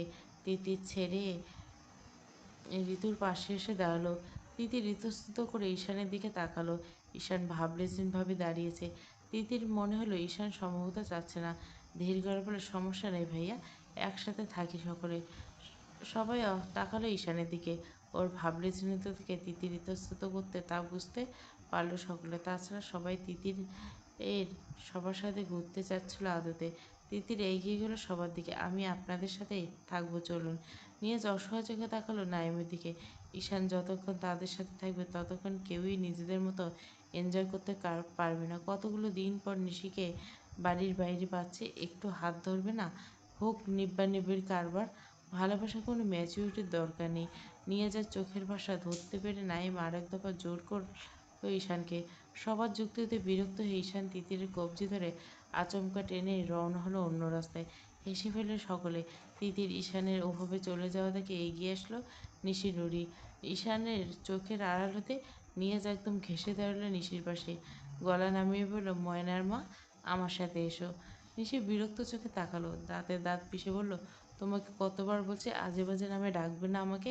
নিয়াজ দাঁতে জিভ কাটলো, এক হাত কান স্পর্শ করে ক্ষমা চাওয়ার ভঙ্গি করলো। অবশেষে আগের মতো ঠিক হলো, নিয়াজ নিশিকে নিয়ে যাবে। তবে সাজিদার অনিমা আলাদা যেতে রাজি হলো না। বহু বছরের স্বামী বিবাহিত জীবন তাদের। নতুন স্বামী স্ত্রী বা প্রেমিক প্রেমিকার মতো লুকিয়ে প্রেম, আলাদা করে প্রেম করা তাদের শোভা পায় না। তাছাড়া ছোট ভাই বোনগুলোকে এভাবে রেখে আলাদা ঘুরতে এটা কেমন দেখায়? ঈশান তিতির নতুন দাম্পত্য, নিয়াজ নিশির লুকিয়ে প্রেম, ওদের না হয় ব্যাপারটা আলাদা। আজিমপুরের কবরস্থানে একটা কবরের সামনে স্থির হয়ে দাঁড়িয়েছে ইয়াস। ঘণ্টাখানেক হলো দাঁড়িয়ে। বছরে একটা দিন এইখানে আছে, সেটা এই রোজার ঈদের দিন, যেদিন কবরে শুয়ে থাকা মানুষটা শেষ নিঃশ্বাস ত্যাগ করেছিল। ইয়াস দীর্ঘক্ষণ পরে নড়েচড়ে উঠল এবার। বুকটা বাঁধা করা কবরের উপর থেকে মরা পাতা ডালপালা সরিয়ে দিল সযত্নে। পাশে বসালো হেলান দিয়ে। অনেকদিন পর আসি বলে রাগ করিস? আমিও রাগ করেছিলাম যেদিন আমাকে ফাঁকি দিয়ে চলে গেলি তুই। বড্ড একা হয়ে গেছি আমি তারপর থেকে। আজ নাকি ঈদ। তুই চলে যাওয়ার পর থেকে ঈদ আমার জীবনে আর আসেনি। সত্যি একদম আবশ্যনীয়, ভবিষ্যতে আসবে না। এই দিনটা আমার সব কেড়ে নিয়েছে, সব সুখ শান্তি মানুষ সময় কিচ্ছু বাদ রাখেনি। খানিকটা চুপ করে রইল ইয়াস। অনেকে আসছে কবর জিয়ারত করতে, ঈদের একটা পবিত্র দিন বলে কথা। অন্য সময় নিদারুণ নীরবতা থাকলেও আজকের দিনে ক্ষণে ক্ষণে মানুষজনের সমাগম দেখতে পাওয়া যায়। এই যে এখন যেমন মনে হচ্ছে জোহরের নামাজ আদায় করে অনেকে আসছে প্রিয়জনের কবর জিয়ারত করতে। আশেপাশে বড় বড় গাছে ঢাকা, পাখির কলরব কানে এসে বাজছে। রোদ নেই আজকে, বিধায় গরমের তীব্রতা নেই বললে চলে। মৃদু বাতাসে গাছের মরা পাতাগুলো ঝরে পড়ছে। ইয়াস বারবার ব্যস্ত হতে সেসব সরাতে ব্যস্ত। তুই চলে যাওয়ার পর হয়ে গেছি নাস্তিক, বুঝলি? খোদার ডাক বন্ধ করে দিছি। পাপ করেছি তাই না? আচ্ছা, আমার পাপের শাস্তি কি খোদা তোকে দিয়েছে? যেমন করে হোক তোর পাপের শাস্তি আমরা ভোগ করছি। নিস্তব্ধতায় ঘেরা কবর থেকে কোনো সারা শব্দ আসবে না, কখনো আসবে না। তবু একের পর এক প্রশ্ন সাজাতে ব্যস্ত ইয়ার। আচমকা শব্দ করে বেজে উঠল সেলফোনখানা। ফোন কানে ঠেকালো। স্যার, ইশাদ আহসান পরিবার নিয়ে শাহবাজপুর ইকো পার্কটায় গিয়েছে ৮ ঘন্টা হলো। কে কে? ওর বউ, বোন, ভাই, বন্ধুরা সবাই। নুরি? নুরি ম্যাডাম আছে, সুস্থ, দিব্যি হাঁটাচলা করছে, হেসে হেসে কথা বলছে। বড্ড অসন্তুষ্ট হলো ইয়াস এ কথায়। ঘাড়ে ঘাড় ঘষতে বলল, বেইমান একটা। হাসি এসে কোত্থেকে ওর? পর হাসি আমার সহ্য হয় না আজকের দিনও। আরিশান বউ নিয়ে আলাদা। নজর রাখ সবার ওপর। ফোন পকেটে রেখে বিশ্রী শব্দে হাসল ইয়াস। ওরা খুব সুখী পরিবার, বুঝলি? আমরা যেমন ছিলাম। ঈশান আবার নতুন বিয়ে করছে, কাকে জানিস? তিতিরকে। চিনলি কি? না, তোর চেনার কথা না। প্রথম দেখিনি মেয়েটাকে, যখন দেখলাম বুঝলাম সাক্ষাৎ স্বর্গ থেকে নেমে আসা কোনো অপ্সরা। ওদের জন্য কবর খুঁড়ে রেখেছি তোর পাশে, এই যে দেখ। কিন্তু ঈশান আশাদ নাকি মেয়েটাকে ভালোবাসে না, সেই কারণে হয়তো লোক সমাজে জানায়নি বিয়ের কথা। তাহলে কেমন হলো? মেয়েটাকে মারার পরিকল্পনা দেরি হচ্ছে এ কারণে। ভালো না বাসলে মেরে কি লাভ? ঈশানটা পুড়বে না তো। ওকে পুড়িয়ে অঙ্গার করতে হলে মেয়েটাকে আগে ওকে ভালোবাসতে হবে। যে মুহূর্তে আমি নিশ্চিত হব মেয়েটাকে পাগলের মতো ভালোবাসে, সেই মুহূর্তে ওই মেয়ের আয়ু শেষ হবে এই দুনিয়ায়। তখন ঈশান আশ্বাস দেওয়ান ও দেখবে অন্য কারো ভালোবাসার সুখ কেড়ে গোটা একটা পরিবার ধ্বংস করলে কেমন লাগে। আর একটু অপেক্ষা কর। হ্যাঁ, ঈশান আশ্বাসের সুখ আমি তোর ঠিক পাশের কবরই দেব। আশেপাশে প্রচুর গাছপালা, মাঝখান দিয়ে সরু পিচ ঢালাই করা রাস্তা এঁকে বেঁকে গিয়েছে। তিতির শাড়ির কুচি এক হাতে ধরে পাশাপাশি হাঁটছে ঈশানে। ঈশান দু হাত পিছনে রেখে চুপচাপ হাঁটছে। ঈশিন তিতিরের বেশ বোরিং হচ্ছে এ যাত্রায়, জানতো এমনটাই হবে। এই কারণে চেয়েছিল সবাই একসাথে ঘোরাফেরা করুক, কিন্তু তা তো আর হচ্ছে না। সেই তো রামগরুরের ছানার সাথে গছিয়ে দেওয়া হলো, যার মন মর্জির মতো। এ বেলা ভালো থাকলে আর এক বেলা তাকাতে রুহু কাঁপে। পাখির কিচিরমিচির, লেকের পানি উথাল পাতাল শব্দ, ভীষণ স্নিগ্ধ লাগছে আশপাশটা। তবে সব কিছুর মধ্যে ঈশানের কানে তিতিরের নুপুরের শব্দ ছাড়া কিছুই পাচ্ছে না। সে তখন এক মনে সেটা শুনতে ব্যস্ত। যত পথ এগোচ্ছে সামনের দিকে, ততটা জায়গাটা সুন্দর হচ্ছে আরও। রং বেরঙের বাহারি ফুলের লতাপাতায় ছেয়ে আছে আশপাশ। তিতির একটা জিনিস বেশ খেয়াল করছে, গোটা পার্কে সব থেকে বেশি বেশি যেটা হচ্ছে জারুল ফুল। বিশাল বড় বড় গাছের পাল্পের কালারের ফুলগুলো কি যে দারুণ লাগছে। হাঁটতে হাঁটতে থামলো তিতির, ঘুরে দাঁড়ালো ঈশানের পথে আটকে। আপনার প্রিয় ফুল কোনটা ঈশান ভাই? নেই। এ আবার কেমন কথা, প্রিয় ফুল নেই হয়? আমার হয়। হাঁটা ধর, পথ আটকে দাঁড়িয়ে না থেকে। তিতির ঠোঁট উল্টে। ঈশান তার দিকে তাকিয়ে কথা বলছে না, এদিক ওদিক করছে শুধু। আমার প্রিয় ফুল কি বলুন তো? আমি কি করে জানবো? জারুল ফুল চেনেন? ওই যে বড় বড় গাছে দেখুন না, কোনটা সাদা, কোনটা পার্পেল, কোনটা পিঙ্ক। সুন্দর না? আমার ভীষণ প্রিয়। জানতেন এটা? আজকে জানলাম। আপনি আমার পছন্দের খোঁজ জানেন না? তুই জানিস আমার পছন্দ? ঈশান ভাবলে যেন উত্তরে বিরক্তর সাথে হাঁটা ধরলো আবার। আচ্ছা, তাকে কি সুন্দর লাগছে না? ঈশান ভুলেও তাকাচ্ছে না তার দিকে। ফোনে ক্যামেরা বের করে মুখ পরক করলো নিজেই। কই, সব ঠিকঠাক তো আছে। শপের শাড়িতে ডার্ক রেড লিপস্টিকটা কি সুন্দর লাগছে। হেয়ার স্টাইল, মেকআপ সবই পারবে। আশ্চর্য লোকটা, কালকে তো কত রং ঢং করলো মাঝ রাস্তা রাত্রিবেলা, আর আজ কত সুন্দর করে শাড়ি পরার পরও তাকাচ্ছে না। সাথে সাথে কানে বাজলো সকালে কানের কাছে গেয়ে যাওয়া গান, ঈশানের গানটা। আনমনে হেসে উঠল। মুখে বলতে ইচ্ছে করলো, কন্ট্রোল হারানোর জন্য তাকাচ্ছেন না দেওয়ান সাহেব? বেশ এগিয়ে যাওয়ার পর ঈশানের পায়ের আওয়াজটা না পেয়ে ঘাড় ঘুরল। ঈশান বেশ খানিকটা পিছনে, দৃষ্টি ফোনের দিকে, মুখ অন্তত গম্ভীর হয়ে আসছে। তিতির এগোতে যাবে, তার আগে পাশ দিয়ে ছুটে গেল একটা খরগোশ। একে একে আরও কয়েকটা দেখা গেল সেটার পিছু পিছু। ঈশান ফোন থেকে মুখ তুলে খেয়াল করলো তিতিরকে। কয়েকটা খরগোশের বাচ্চা পিছু পিছু হাঁটছে বাচ্চাদের মতো। ঈশান হাতের ফোন কল বাজছে, কানের ইয়ারপডস গুঁজে হাতের ফোনে সদ্য আসা এক একজনের ছবিতে মন দিল। কল তুলতে ওপাশ থেকে উত্তেজিত কণ্ঠ শোনা গেল তার ম্যানেজার অমিতের। বস, খবর পেয়েছি ছেলেটার। ঈশান নড়েচড়ে উঠল। অমিতকে ওয়েট করতে বলে গলা উঁচিয়ে ডেকে তিতিরকে সাবধান করলো রাস্তা পথে অন্যদিকে না যেতে। ফোন কানে ধরল সে। ডিটেলস, ছেলেটার নাম ইয়াশ মির্জা। আপনার ফোনে প্রথম যে মেসেজটা আসে ওর ওর লোকেই পাঠিয়েছিল, তবে পাঠিয়েছে সিঙ্গাপুরে এক বুকশপের এমপ্লয়ের ফোন থেকে। মেয়েটা ওখানে পার্ট টাইম জব করে, তবে ফোনটা চুরি হয় সেদিন রাতে, যে কারণে মেয়েটা কিছুই জানতো না। আমাদের লোকেরা ওখানকার সিসিটিভি ফুটেজ চেক করে নিশ্চিত হয়েছে চুরি অন্য কেউ করলে ফোনটা শেষ পর্যন্ত ইয়াজের হাতে যায়। ইয়াজকে ওই দেশে খোঁজ করে কিছু জানতে পারিনি, কারণ শুরুতে আমাদের কাছে ওর কোনো ছবি ছিল না, এমনকি দেশে ওর তথ্য পাচ্ছিলাম না কোথাও। তবে বস, ক্ষমা করবেন, কাজের সাথে আমরা আপনার বোন নুরির ফোন হ্যাক করি।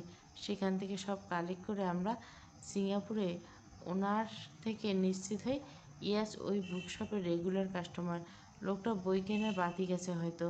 ওসব দেশে কারো গোপন তথ্য পাওয়া খুব টাফ, তবে যতটুকু বের করতে পেরেছি ইয়াজের ওখানে নাগরিকত্ব আছে, যে কারণে ওখান থেকে আরও কেউ মুখ খুলছে না। নুরি ম্যাডামের ফোন থেকে বুঝেছি কোনো বিষয় নিয়ে দুজনের মধ্যে ঝামেলা হয়েছিল, যার দরুন সেদিন সুইসাইডের ঘটনা ঘটেছে। ইয়াস ইমোশনাল ব্ল্যাকমেল করেছিল নুরি ম্যাডামকে, আর ঈশান ভুরু কুঁচকে সব শুনছিল। এতক্ষণ সব কিছু তার অনুমান মোটেও মিথ্যে ছিল না। এই ছেলের সাথে তার গাড়ি প্রায় অ্যাক্সিডেন্ট হতে যাচ্ছিল সেই রাতে, যে রাতে সে ঢাকা থেকে যাচ্ছিল তিতিরকে বাসায় ড্রপ করতে হাই রোডের উপর। তাদের এলাকায় ওই রাস্তা থেকে গাড়ি মেইন রোডে উঠছিল। চেহারা সেদিন চোখে পড়ে আবছা অন্ধকার। এরকম গেটআপে আগে কোথায় দেখেছিল মনে খেয়াল হতে এর আগে তার লোকেরা নুরির সাথে একটা লোকের ছবি পাঠিয়েছিল তাকে। দক্ষ চোখ অল্পতে খুঁটিনাটি মনে করতে পারে। তাছাড়া তাদের এলাকায় ওই ব্র্যান্ডের কার কারো নেই। বাইক হোক বা কার এর উপরে নেই। সেটা ঈশানের সেম ব্র্যান্ডের কার। অমিতের পাঠানো স্পষ্ট অভাবের দৃষ্টি তীক্ষ্ণ বুলালো ঈশান। আরও কোথাও দেখেছে ওকে? ওপাশে অমিত থেমে আছে, বোধহয় ইতস্তত করলো খানিকটা। ঈশান অভয় দিয়ে বলল, বলো ফের অমিত। বস, নুরি ম্যাডাম আপনার আমার বোনের বয়সী, ওনার বয়সী আমার বোনও আছে একটা। আসলে আসলে ওই ছবিগুলো যেটা আপনাকে পাঠানো ছিল ওটা আমার ফোনে রেখে দিতে হয়েছিল আরও কিছু খোঁজ করার জন্য। আপনার অনুমতি নেইনি, তবে খোঁজ পেয়েছি। তোমাকে আমি ভরসা করে অমিত বলে ফেলো। বস, ছবিগুলো ফেক নয়, ছবিগুলো হোটেল রিভারের ভিউ। আমরা শহরের সকল হোটেলে বিগত 2 মাস সিসিটিভি টেক করেছি। আপনার বিয়ের 7 দিন আগের ছবিগুলো, অর্থাৎ ফেব্রুয়ারি। ম্যাডাম যেদিন ভার্সিটি যায়নি, ইয়াস তার আগের দিন রাতে একা উঠছিল হোটেলে। নুরি ম্যাডাম পরের দিন দুপুরে 12:15টায় যায় দেখা করতে। রিসেপশনে ইয়াস বলে রেখেছিল। ইয়াজের নাম আমরা পাইনি, কারণ সে সেই নামে ওঠেনি। উঠেছিল একটা ফেক আইডি কার্ড দিয়ে, যেটাতে ওনার নাম দেওয়া ছিল আহনাব। ওটার সত্যতা আমরা পাইনি, তবে সে রেগুলার গেস্ট ওখানকার। বিগত 3 বছর যাবৎ আসলে ওই হোটেল স্টে করে। নুরি ম্যাডাম 10 মিনিটের জন্য দেখা যায়। সিসিটিভি ফুটেজ অনুযায়ী বের হয় 13 মিনিট পর, তবে বের হয়ে খুব দ্রুত ছুটে যাচ্ছিল। রিসেপশনিস্ট বলেছিল নুরি ম্যাডাম কিছুতেই রুমে দেখা করতে যেতে চাইছিল না। আমরা তাই দেখছি ফুটেজে। বস, সম্ভবত ফোর্স করা হয় ম্যাডামকে। তবে ছবিতে যেভাবে দেখানো হচ্ছে, স্বইচ্ছা হলেও ম্যাডাম উভয় কাঁদতে কাঁদতে বেরিয়ে যেতেন না। তার কিছুক্ষণের মধ্যে ইয়াসকে আসতে দেখা যায় ছুটে। তবে ততক্ষণে ম্যাডাম সিএনজি নিয়ে চলে গেছে ওখান থেকে। ছেলেটা এখন কোথায়? এখন সম্ভবত দেশে আছে। পরিবার এসব কিছু এখনো জানতে পারিনি। তবে ওর যে লোক ধরেছি আমরা, সে নতুন, বিশেষ কিছু জানি না। পেশায় কী, বাড়ি কী, বাবা-মা কিছুই জানে না এরা। গুড জব, অনেকটা জেনেছ। বাকিটাও জলদি ক্লিয়ার আউট করো। বস, এখন তো আর কোনো সন্দেহ রইল না, লোকটা নুরি ম্যাডামের জন্য নয়। নুরিকে আমি সামলে নেব, তোমরা তোমার কাজ করো। হাতের ফোনটা ছবিটা আবার বের করলো ঈশান। ছেলেটা সুদর্শন, ফর্সা চেহারা, বাঁ পাশের চোখের সাইডে কাটা দাগ। যদিও যেটা মোটেও ক্রিমিনালদের মতো দেখতে না, স্বাভাবিক ইনোসেন্ট লাগে, কড়া ভদ্র লাগে। তবে তার আড়ালে লুকিয়ে আছে ভীষণ ম্যানিপুলেটেড একটা সত্তা। কী কারণে পিছু লেগেছে ঈশানের? 7 জন্মে ঈশান একে কখনো দেখেছে বলে মনে পড়ছে না। আশ্চর্য বিষয়। অবশ্য কার সাথে ঠিক কী নিয়ে গুপ্ত বিদ্বেষ তৈরি হয় তা কে বলতে পারে? তার সাথে তো এটা স্বাভাবিক হওয়া। তার কোন ঘটনার খেসারত তার বউকে দিতে হচ্ছে বা হবে, সেটা ক্লিয়ার না সে। তবে এটা পরিষ্কার, বিদ্বেষ তার আদতে ঈশানের সাথে, যার দরুন গুটি বানানো হচ্ছে তার বোনকে। তবে এই যদি হয়, শুরুতে নুরিকে নিয়ে ব্ল্যাকমেল করা হলো না কেন? কেন সেখানে তিতিরকে বসানো হলো? আর বিয়ের রাতে সেই ফোন কল। ঈশানের তীক্ষ্ণ চোখের পাতা ক্রমশ সরু হয়ে এলো। অতীত। ঈশান তিতিরের বিয়ের রাত। কোনো ল্যান্ডলাইন থেকে আসা ফোন। কপালে চিন্তার ভাঁজ পড়ল ঈশানের। রিসিভ করলো। ওপাশ থেকে নীরবতা পচ হয়ে গেল কণ্ঠ। ছবিগুলো দেখছিস নিজের বউর? বিশ্বাস হয়নি? বিশ্বাস আসলে ঈশান আস্বাদ কবুল করতো না, জানি সেটা। এ তো বিশ্বাস করে ফেলছিস? ওইটুকুন মেয়েকে প্রেমে টেমে পড়লি নাকি? নাকি বিশ্বাস করলি নাই? তবে শোন, স্ট্রেট কাট একটা কথা জানিয়ে দেয় তোকে। তোর বউ হাজি দানেশের সেকেন্ড ইয়ারের ইংলিশ স্টুডেন্ট না? থাকে কাছে পিঠে একটা গার্লস হোস্টেলে, 6 তলা দক্ষিণে একটা ডাবল বেডের রুমে। ওখানে মিনিট 10-এর মাথায় ওর বাপ চাচার বাড়ি। বাপ মা মরেছে, চাচা আছে। বেচারা মেয়েটাকে নিজের সন্তানের মতো ভালোবাসে। ছেলের বউ করতে চেয়েছিল, বাড়ি এসে তোকে বিয়ে করে ফেঁসে গেল বেচারি। তোর কৃতকর্মের ফল ওকে দিতে হবে। আহারে আহারে। আচ্ছা ধর, ওই ছবিগুলো যদি শহরে আনাচে কানাচে চেপে যায়, আজ রাতের মধ্যে কেমন হবে? ধরে নে মিথ্যে। ধরতে হবে না, মিথ্যাই তো, তবুও চেপে দিলাম।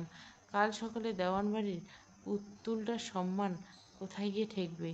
আর একটা কথা, সারপ্রাইজিং কথা বলি, ছবিটার দুটো ভার্সন আছে। ওটা তুই ঠিক 2-1-এর মধ্যে ধরে ফেলবি। তোর বউ না হলেও আসল ফুটেজ মেয়েদের মান সম্মান তোর কাছে সমান দামি। তোর বউটা বড্ড আবেগী, বাম্মা মনামে। ওর কৃতকর্মের দায়ে ওর বড় চাচাটাও যদি গলায় দড়ি দেয় নিজে দেবে, তা কিন্তু বলিনি। ধর আমি কষ্ট লাঘব করতে ঝুলিয়ে দিলাম। লোকটা বড্ড সাদাসিধে জানিস তো। কন্যা সমান ভাতিজের এই রূপ দেখে ছি ছি।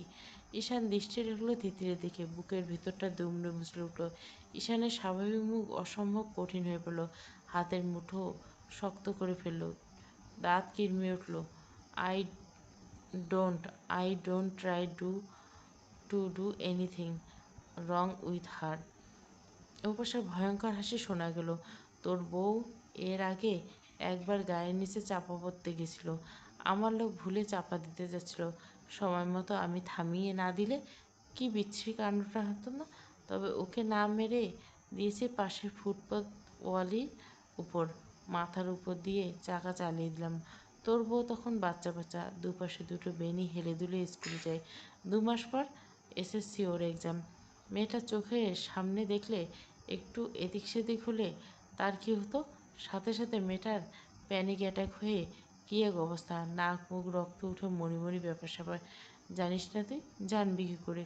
তুই তো তোর সো কল ভালো মানুষই লুকিয়ে লুকিয়ে জাহির করতে ব্যস্ত, পরিবারের থেকেও লুকিয়ে। মেয়েটার মাথায় ব্যামোট্যামো আছে নাকি? নাকি পাগল? ওরকম কাউকে দেখিনি। ওরকম আরেকটা ধাক্কা পেলে ডাক্তার বলেছে মেন্টাল হসপিটালে পাঠাতে হবে। কী এক অবস্থা বল? ভয় না পাইয়ে পাঠিয়ে দেবো নাকি ঠিকঠাক নিশানায় চাকা তুলে? ঈশান আশরাফ দেওয়ান কি ভয় পেল? সে কথায় বুক কাঁপল হয়তো। অসহায় দৃষ্টি ফেরালো তিতিরের দিকে। তিতির উল্টো হয়ে আছে, মাথা নোয়ানো। নতুন বউ একটু আগে শুরু হওয়া স্বামীর সোহাগে লজ্জায় আড়ষ্ট। একটু পর যে স্বামী নামক ব্যক্তি তাকে হয়তো আরও সোহাগে ভাসাবে সে ভয় আজ খানিক আছে মনে। ঈশান নিজেকে অসহায় লাগলো এবার। ফোনের লোকটা জবাবের অপেক্ষা করছে। ঈশান গলার আওয়াজ খাদে নামলো, তিতিরের কান পর্যন্ত যাতে না যায় কথাগুলো। এই মুহূর্তে তোর সময় ভালো, খেলা তোর ফেভারে, তাই আমি খানিকটা স্যাক্রিফাইস করলাম। তবে ভাবিস না ভয় পেলাম। ঈশান আশ্বাস দেওয়ান তোর মতো নরকিটকে ভয় পায় না, নিজের জীবন পরোয়া তো করেই না। তবে তোরা তো আবার সামনে থেকে খেলতে ভয় পাস, ছুরি মারিস পেছন থেকে। আই এগ্রি, তবে আমি সময় মতো সব বুঝে নেব।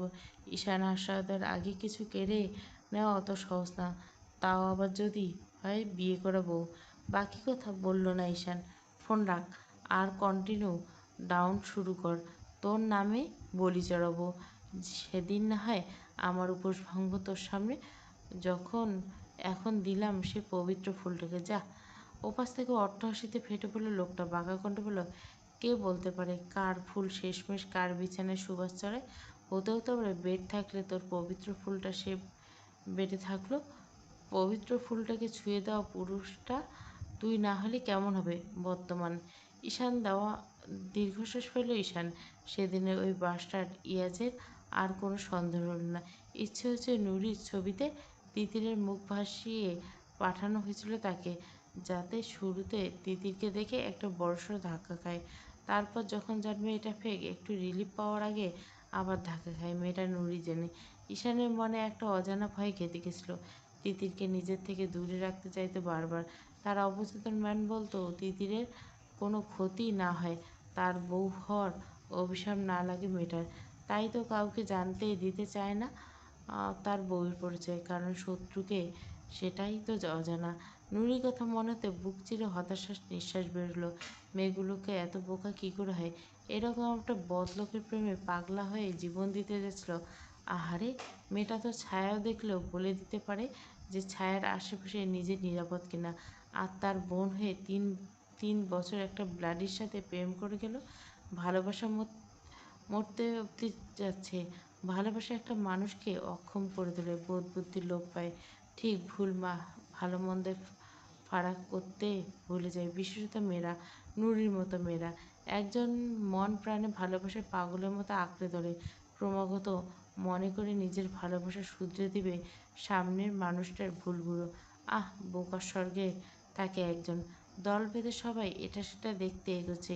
রিশা রোশনিদের সাথে সাথে তমা বাচ্চাদের মতো একের পর এক বায়না করছে। নয়ন বড্ড বিরক্ত মুখে সেসব কিনে দিচ্ছে। নিয়াজ আর নিশি তাদের পিছনে, খানিক পিছনে পিছন হাত ধরাধরি করছে। তমা আর চোখে বারবার দেখছে, আর নয়ন পাশ ঘেঁষেছে। নয়ন ভাই, আপনাকে যে বললাম সাদা পাঞ্জাবিটা পরতে, তাহলে ম্যাচিং ম্যাচিং হচ্ছে। নয়ন পরছিল সাদা পাঞ্জাবি, তবে তিতিরকে সাদা শাড়িতে দেখে ঝটপট পাল্টে নিয়েছিল। তবে মুখে বলল, কাপেলরা ম্যাচিং ম্যাচিং করে, যাদের পড়া দেখো তারা ঠিকই পড়ছে। আমরা বললে মহাভারত অশুদ্ধ হতো হতো। আপনি পাল্টে গেছেন নয়ন ভাই। আগে জীবনে এমন করে কথা বলতেন না আমার সাথে, হেসে হেসে কথা বলতেন। আজকাল কেমন রুক্ষ ব্যবহার করেন। তোর মনের ভুল। এখান থেকে বাড়ি ফিরে আবার কারোর সাথে বের হওয়ার প্ল্যান আছে? না। রাতে বের হবেন আমাকে নিয়ে? ঘুরছই তো। রাতে ভিউ আলাদা। বিয়ের পর স্বামী নিয়ে রাতে ঘুরো। বিয়ের পর কি আর রাতে ঘোরাঘুরি করে সময় নষ্ট করার মতো সময় হবে বলুন? নয়নের তীক্ষ্ণ দৃষ্টি সামনে থেমে গেল তমা। মিটমিটি হেসে মুখ সরালো অন্যদিকে। তার পাশাপাশি হেঁটে চুপ করে থাকবে, এটা হয় নাকি? সে দিলে তবে। টানা এতক্ষণ যাবৎ হাঁটাতে তো অসুস্থ হচ্ছে নুরি। মাথাটা কেমন বনবন করছে, শ্বাস প্রশ্বাস দ্রুত চলছে। নাইমের খেয়াল হলো, সেটা ব্যস্ত গেলে বলল, শরীর খারাপ হচ্ছে নুরি? পাশের একটা বসার বেঞ্চে বসতে বসতে সবার উদ্দেশ্যে বলল, তোমরা ঘুরে এসো, আমি বসছি এখানটায়। নাইম সবার দিকে তাক, আমি বসছি ওর সাথে, তোমরা এগো, ওর ভালো লাগলে নিয়ে আসবো। সবাই খানিকটা যেতে চাইলো। নুরি অনুরোধে গেল সবাই। নাইমের হাতের পানির বোতল এগিয়ে দিল নুরিকে। নুরি হাত বাড়িয়ে নিল সেটা, ধন্যবাদ। নাইম হাতের পানির বোতল এগিয়ে দিল নুরিকে। নুরি হাত বাড়িয়ে নিল সেটা, ধন্যবাদ। এখন বেটার লাগছে? এখানে বসবে নাকি কিছু খেয়ে নিবে? এপাশে একটা টঙ্গের ঘরের মধ্যে দেখলাম চা বিস্কুট আছে, হয়তো দুপুরে না খাওয়ার জন্য হয়তো অস্থির লাগছে। নুরি মৃদু হাসলো। খোলা চুলগুলো দুর্বল হাতে খোপা করতে গেল, হাতের ব্যথায় কুঁচকে এলো। দাঁতে দাঁত চেপে খোপা করে নিল। মিহি গলায় বলল, অস্থির অকারণে হই আমরা নাইম ভাই, শরীরে জ্বর অনুভব করা যায়, মনের টানা। নাইম কিছু বলল না, উঠে দাঁড়ালো। বসো কেমন, আমি দেখছি দোকান থেকে কিছু পাই কিনা। ঈশান কোণে ঘন কালো মেঘের ছায়া নেমে গেছে আচমকা। 7-5 ভেবে ভেবে আর তিতির পিছু পিছু আস্তে আস্তে বেশ ভেতরের দিকে চলে এসেছে ঈশান আর তিতির। তিতির তখন এক একটা পাখি প্রাণী দেখছে, আর সে সবার পিছনে অনুসরণ করছে। ঈশান ও ইয়াজের কথা ভাবছে গভীরভাবে। কখন যে এতটা ভেতরে চলে এসছে খেয়াল হলো না। আকাশে মেঘের গুরুম গুরুম শব্দ খেয়াল হলো। আশেপাশে বেশ অন্ধকার নেমে আসছে কয়েক সেকেন্ডের মধ্যে। তিতির খানিকটা সামনে ছিল তার। শব্দ পেয়ে শাড়ির কুচি উঁচিয়ে দ্রুত চলে এলো ঈশানের কাছাকাছি। চলুন চলে যাই, আয়। তিতিরের হাত ধরে এগোতে শুরু করলো ঈশান। মেয়েটা খোঁড়াচ্ছে। ঈশানের গতির সাথে পাল্লা দিতে না পারে ছটপট করছে। তবে আকাশের পরিস্থিতি দেখে মুখে কিছু বলল না। ঈশান আচমকা দাঁড়ালো, নিচু হয়ে বলল, জুতো জোড়া খোল। হ্যাঁ, তোকে কোলে নিয়ে ছুটতে আমি পারবো না। ধীরে সুস্থে হেঁটে দূরে হেঁটে যাওয়া সম্ভব না। জুতো খুলে হাতে দে, জোরে হাঁটতে পারবি। তিতি শুনল না। দ্রুত জুতো খুললে ফেললো। ঈশান তিতিরের হাত থেকে জুতো জোড়া খুলে হাঁটা শুরু করলো। তবু সমস্যা হচ্ছে। একে তো শাড়ি পরা ঈশানা বারবার রাস্তায় খেয়াল করছে কোনো পাথর বা কাঁটা জাতীয় কিছু আছে কিনা। তার এত বড় জুতোটুকু পায়ে মোটেও হবে না। এটা পরে আবার হাঁটতে পারবে না। সাজিদ অনিমারা সকলে হুড়মুড়িয়ে ঢুকলো স্থানীয় একটা রেস্তোরাঁয়। বেলা সবে 3:30, অথচ দেখে মনে হচ্ছে রাত হয়ে গেছে। একে তো ইকো পার্কের গাছপালা চোটে আলোতে চোখে পড়ে না, তার উপর কালো মেঘে ঢেকে গেছে চারপাশটা। নিয়াজ নিশিকে নিয়ে এসে ঢুকলো। আশেপাশে তাকালো। ঋষি, রোশনি, রাফি, তিয়াশা, ঋতু আর তমা আগলে আছে। বাচ্চারা বেশ ভয় পেয়েছে। অনিমা সাজিদ ব্যস্ত ভঙ্গিতে কাউকে কল করছে। খেয়াল করলো নুরি নাইম এখানে নেই। ঈশান আর তিথি তো আলাদা ছিল ও বেলা থেকে। নিশি ব্যস্ত গলায় বলল, নুরি কোথায়? চতুর্থবারের মতো কেটে গেল নাইমের কল। সাজিদ বিরক্ত হয়ে বলল, নাইমটাও না, কাজের সময় এদের একটাকেও নাগাল পাওয়া যায় না। অনিমা নিশিকে সান্ত্বনা দিয়ে বলল, নাইম আছে নুরির সাথে। নুরি অনেকক্ষণ হেঁটে ক্লান্ত হয়ে গেছিলো বিধায় ওয়েট করছিল একটা বেঞ্চে। নাইমও থেকে গেছিলো ওর সাথে। আমরা অন্য রাস্তায়, ওদের পথে আর দেখা হয়নি, চলে আসবে জলদি। রেস্তোরাঁর লম্বা একটা টেবিলে বসলো সকলে। ছোটরা খিদে পেয়েছে, খাবার অর্ডার করে ওদের জন্য অপেক্ষা করা ছাড়া কী বা করার আছে। কারোর জন্য চিন্তার কিছু নেই। নুরির সাথে নাইম আছে, আর তিতিরের সাথে স্বয়ং ঈশান আছে। আশাদ, আপনি নুরি? কর্কশ একটা কণ্ঠে পেছনে দিকে তাকালো নুরি। কালো দুটো লোক তার অদূরে দাঁড়িয়েছে। নুরির লোকটাকে দেখে ভীষণ ভয় করলো। কেন জানি নাইম এখানে নেই, পানির বোতল কিনতে গেছে। এই শুনশান জায়গায় এমন ডাকাতের মতো চেহারার লোকগুলোকে দেখে ভয় পাওয়াটাই স্বাভাবিক। নুরি কিছু বলাতে লোকটা সামনে চলে গেলো। একই কর্কশ কণ্ঠে বলল, ইয়াসের বন্ধু আমি, ফরেস্টে চাকরি করি। ইয়াজের নাম শুনতে চমকে উঠল নুরি। সাথে সাথে সামনের মানুষ তিনজনকে দেখে একটা কথাই সবার মাথায় এলো, ইয়াজের বন্ধু এরকম ছেলে পেলে। যদি কাউকে জাজ করা স্বভাব ভালো নয়, তবুও নুরির এটাই মাথায় এলো। তিনটে ছেলে, হাতে জ্বলন্ত সিগারেট। আর একটু এগিয়ে আসতে শটাং উঠে দাঁড়িয়ে দু কদম পিছিয়ে গেল নুরি। নাইমকে খুঁজলো তার অসহায় চোখ। ছেলেগুলো কেমন চোখে তাকিয়েছে, মোটেও স্বাভাবিক লাগলো না তার দৃষ্টি। ঘুরতে এসেছেন বুঝি ফ্যামিলির সাথে? জি।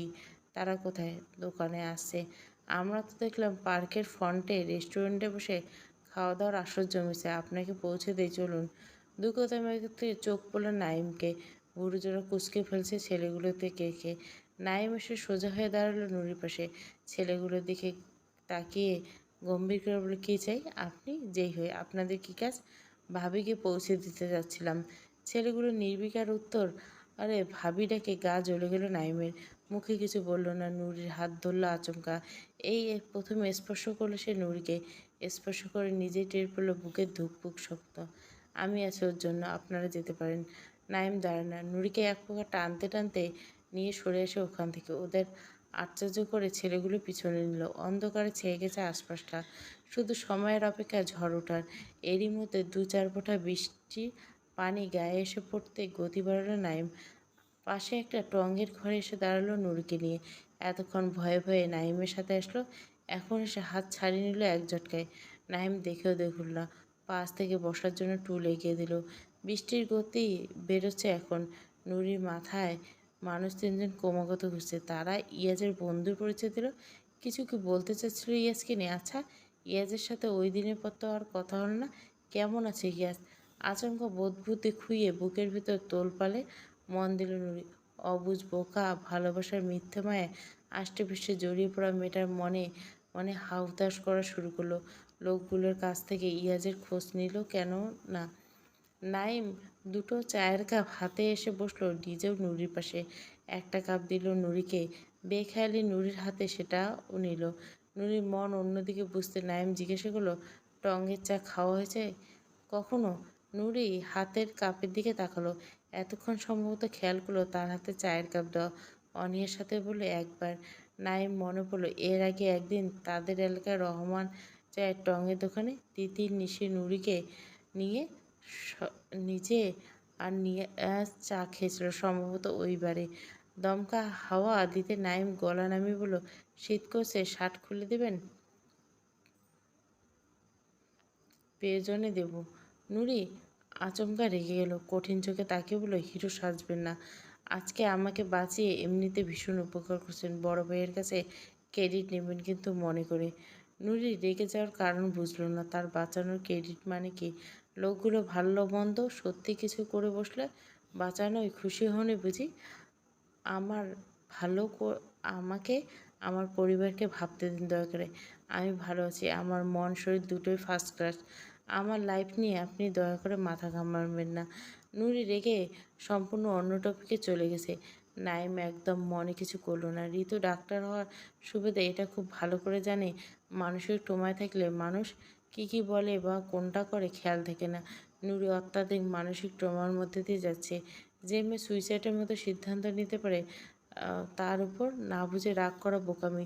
তবে নরম গলা বলল, সে কি জীবন ভালোবাসে তোমাকে? নুরি থমকালো। নাইম জানলো কী করে কাউকে ভালোবাসে? তবে সেটা মুখে জিজ্ঞাসা করলো না, মুখে বলল। সে প্রশ্নের জবাব জেনে আপনার কী কাজ? চায়ের কাপে চুমুক দিয়ে নাইম মৃদু হাসলো। পরিমাপ করলাম, আসলে আমিও কাউকে ভালোবাসি। ভালোবাসার সূত্র আজকাল মিলাতে চায় না। কঠিনভাবে প্রেমে পড়া আরেকজনের থেকে আরেকটু সাজেশন নিতাম আর কি। নুরি ঘাড় বাঁকিয়ে প্রশ্ন করলো, ভালোবাসেন কাউকে? ভীষণভাবে। এতটা ভালোবাসে যে সে অন্য কারো বুকে মাথা রেখে নিজের শান্তি খোঁজে। এটা জানার পরও ঘৃণা করতে পারি না তাকে। কি করা যায় বলো তো? নুরি বিদ্রুপের হাসি আসলো। কেন কে জানে? নাইমের ভালোবাসার হদিশ তার অজানা। সে অন্য কারো মতো প্রেমে মাতোয়ারা। সুতরাং নাইমের মনে তার জন্য আদৌ কিছু আছে কি না এটা তার ঘুণাক্ষরে মাথায় আসেনি। তাছাড়া কথাবার্তা এর আগে হাতে কয়েকবারই হয়েছে। কঠিন ভাষা ফেঁসেছেন দেখছি। মাথা ঝাঁকালো নাইম, শব্দ করে হাসলো। হাতের খালি চায়ের কাপটা রাখতে রাখতে বলল, কঠিনভাবে। সাজের মায়া পর্ব ১৯। পুরো গল্পটা প্লেলিস্টে। ভালো করে কমেন্ট করেন, কন্টিনিউ দিব না অন্য গল্প শুরু করব।